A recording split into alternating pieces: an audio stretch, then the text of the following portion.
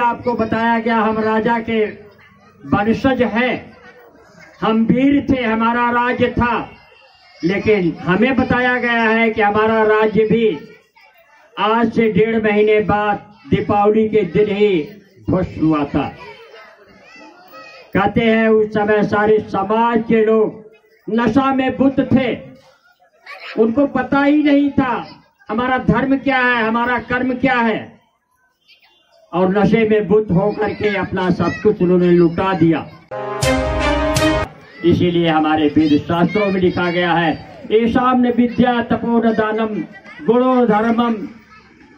ऐसे लोग जिनके अंदर ज्ञान नहीं, विवेक नहीं, वे जानवर की तरह से उनका जीवन होता है। अपने बच्चों को सुधारने का प्रयास कीजिए। कहा गया है कि अगर बच्चे को हम कुछ उपहार नहीं दे पाते तो बच्चा कुछ समय तक रोता है, लेकिन अगर हम कुछ संस्कार नहीं दे पाते तो बच्चा जीवन भर रोता है।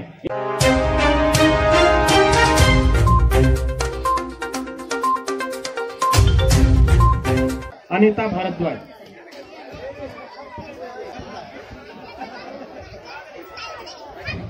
पहले सभी को मेरा नमस्कार। यहाँ पे उपस्थित सभी माननीय अध्यक्ष, उपाध्यक्ष, सचिव, उप सचिव, कोषाध्यक्ष, उप कोषाध्यक्ष को मेरा नमन।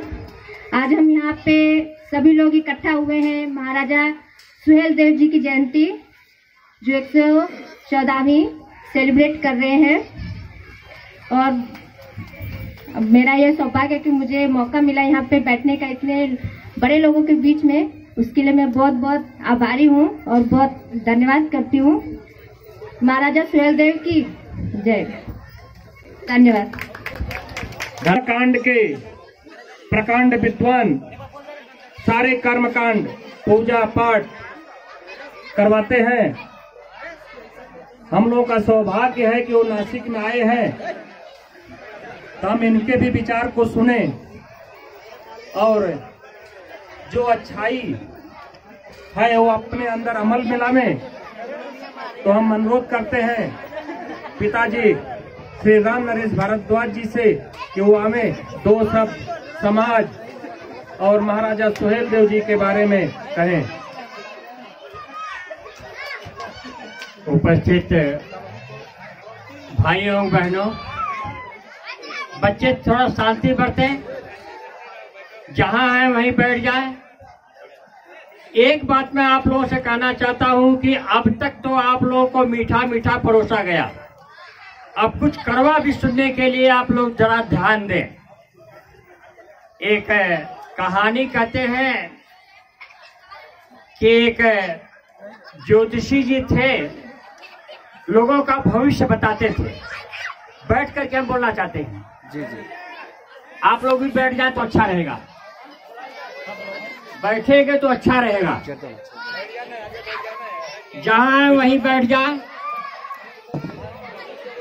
तो आपको बता रहे थे, एक ज्योतिषी जी थे, वे लोगों का भविष्य बताते थे और उनकी ख्याति बहुत दूर दूर तक पहुंचती गई। उस देश के राजा के पास भी यह समाचार पहुंचा कि उस जगह के ज्योतिषी महाराज बहुत सही बात बता देते हैं। जो कुछ भी उनकी भविष्यवाणी होती है सटीक होती है और सत्य होती है। राजा साहब ने भी उनको बुलाया और कहा कि महाराज, आप ज्योतिष के प्रकांड विद्वान हैं, कृपया हमारे विषय में आप कुछ बताइए। बड़ी अच्छी अच्छी बातें ज्योतिषी महाराज बताते गए। उनके उज्जवल भविष्य की बातों को भी बताया, उनके कर्मठ जीवन के बारे में भी बताया। इस पर प्रसन्न होकर राजा उनको हीरे जवाहरात से भेंट किए। जब आगे की बातें आई, जिस तरह से हमने कहा कि मीठा मीठा परोसा गया, अब खट्टे की तीते की भी बात है, तो कड़वी बातें भी जब आने लगी, उनके विषय में जब बुरी बातें होने लगी, उसका फल बुरा बताने लगे, तो राजा बड़े नाराज हुए। उन्होंने कहा, अरे बंद करो अपनी बातों को, अब अपनी तलवार निकाल लेते हैं और कहते हैं कि अपने जीवन के विषय में बताओ, तुम्हारी मौत कब है ये बताओ। सुन करके ज्योतिषी महाराज थोड़ा सा अचंभे में पड़े, सोच विचार करके कुछ गणना किए, उंगलियों पर उन्होंने कुछ गिना और बताया, राजन मेरी मौत के 1 घंटे बाद ही आपकी मौत हो जाएगी। राजा सन्न हो गए। राजा साहब सन्न हो जाते हैं कि अरे इनके मौत के बाद मेरी मौत हो जाएगी। तलवार अपने म्यान में भर लेते हैं और बहुत सारा सोना चांदी गहना दे करके उनको विदा करते हैं। ये बातें क्या थी? विवेक की बात थी। अभी आपको बताया गया हम राजा के वंशज हैं, हम वीर थे, हमारा राज्य था, लेकिन हमें बताया गया है कि हमारा राज्य भी आज से 1.5 महीने बाद दीपावली के दिन ही ध्वस्त हुआ था। कहते हैं उस समय सारे समाज के लोग नशा में बुद्ध थे, उनको पता ही नहीं था हमारा धर्म क्या है, हमारा कर्म क्या है, और नशे में बुद्ध होकर के अपना सब कुछ उन्होंने लुटा दिया। तो ये तीसरी बातें क्यों आई? आगे ये भी कहा गया कि बड़े भाग मानुष तन पावा, सुर दुर्लभ सदग्रंथन गावा। पहली चीज बड़े भाग्य से मानुष तन मिलता है, और दूसरा एक बात और हमारे महापुरुषों ने लिखा कि बड़े भाग पावे सत्संगा और बिनहि प्रयास होई भवभंगा। 2 बातें अगर आप अपनाते रहें, अपने जीवन का मूल्यांकन करते रहें, आत्मनिरीक्षण करते रहें, अपनी कमियों को देखते रहें, उसमें आत्म सुधार करना प्रयास करते, तो हमारा जीवन भी धन्य बनता चला जाएगा।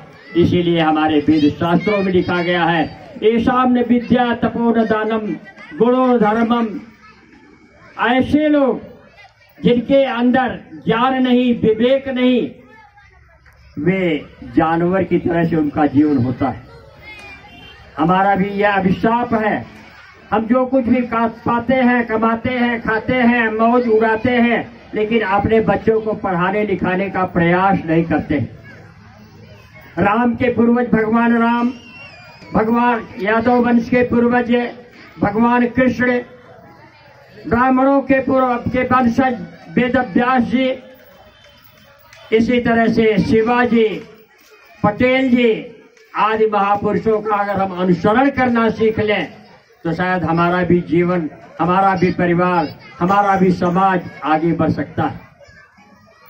एक भाई साहब थे यादव जी, उन्होंने कहा कि रामरेश जी, हम लोग अथक परिश्रम करते थे। पहले हमने अथक परिश्रम किया, खेती बाड़ी किया, पशुओं को पाला, दूध दुहा, लोगों को बेचा, लेकिन उस पैसे का दुरुपयोग हम लोगों ने नहीं किया, सदुपयोग किया। खेत बाड़ी लिखाया, और खेत बाड़ी लिखाने के बाद हम लोगों ने अपने बच्चों को पढ़ाने पर ध्यान दिया। आज हमारे बच्चे ICS PCS हैं, आज हमारे बच्चे ऊंचे तख्ते पर पहुंच चुके हैं।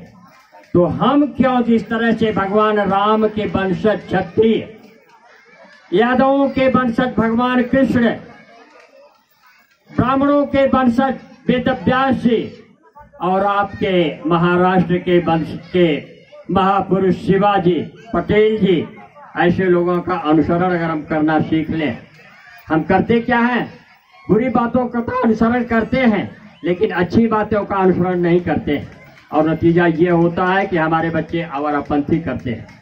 हम बच्चों को सिखा नहीं पाते, बच्चों को झूठ बोलना सिखाते हैं, बच्चों को चोरी करना सिखाते हैं। एक बच्चा किसी की किताब चुरा लाया, बगल की माता जी आकर के उल्हाना देने लगी। पिता ने कहा कि बेटे तुम चोरी क्यों करते हो, चोरी करना गलत बात है। बच्चे ने कहा पिताजी आपको पता नहीं कि मेरी माँ लोटे में दूध भर करके ले जाती है और बगल वाली बहन जी के घर से वापस आती है, पानी भर के ले जाती है, और बगल वाली बहन जी के घर से आती है तो दूध लेकर आती है। चोरी करना हम बच्चों को सिखाते हैं। एक गृहस्थ थे, सेठ जी से कुछ उधार लेकर के आए थे।